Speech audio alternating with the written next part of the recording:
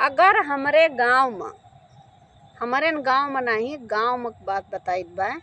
अगर सवेरे सवेरे 5 बजे भोरई में केहू गाड़ी लेके पहुँच गवा, केहू घरे रिश्तेदार कोनो काम रहे सवेरे सवेरे तड़केन वाला तो पहुँच जाए, तवारी बगल के मेहररुए परेशान हो जाइ हैं ये करे बदे कि काहे इनके घरे आज सवेरवा आए, कौनो न कौनो बात जरूर हुई।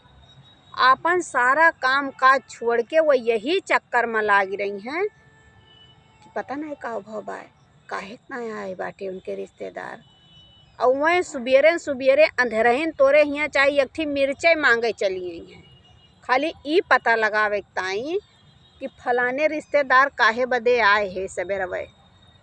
उनका अपने काम से ज़्यादा ये चीज़ ज़्यादा परेशान करे, उनके पेट में दर्द हुए लागत। जब तक ये छानबीन न कैले हैं कि उन फलाने दामाद सवेरे सवेरे गाड़ी लेके कहाँ आए हैं, उनके खौला करी जब तक जान ही न जाइ हैं।